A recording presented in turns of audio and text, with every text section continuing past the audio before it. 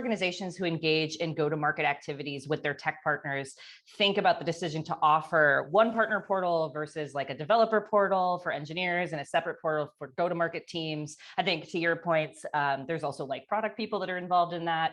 So what have you guys seen be successful, or how do you kind of figure out where folks should go to get the information that's relevant to them? Go ahead, Kirby.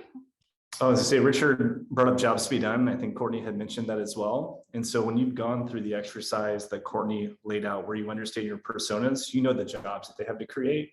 And so when you think about, say, for example, the Auth0 developer portal, there's a space there for engineers to do integrations, but there's also space there for customer support to do things like reset passwords and things like that. And so when you expand and truly understand all those personas, it starts to define where people do their work. And then how that access should work. And sometimes it makes sense to break it because you don't want a persona in a place where they don't need to be and there's cognitive overload and they can't navigate to get their job done. Yeah, to add on that, I think this was a pretty common discussion that we had. And I think ultimately, because of the variety of use cases that we had, it was more of a complex task where, like, in some circumstances, it might be the same person and it made sense to blend a partner, go-to-market portal and a developer portal. In some cases, they were very opposite. But I think there's no right answer. It depends on the size of your company and the problems that you're trying to solve.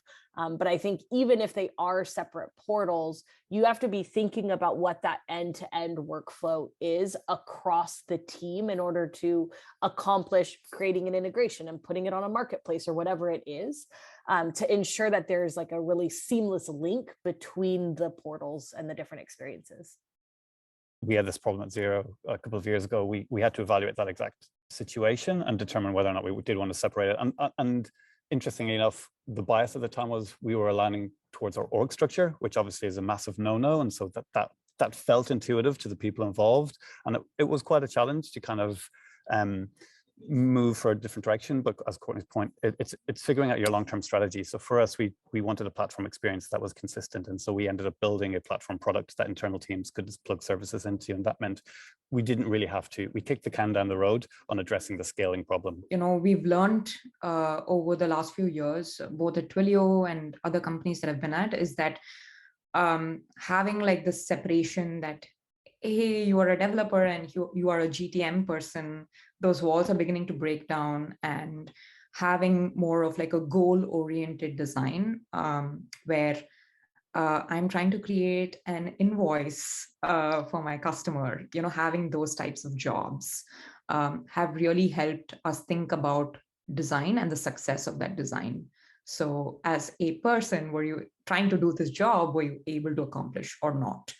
And whatever interfaces lead that person to successfully accomplish that task, we've gone with that in mind and not try to create like differences between, oh, this is a GTM portal and this is a developer portal.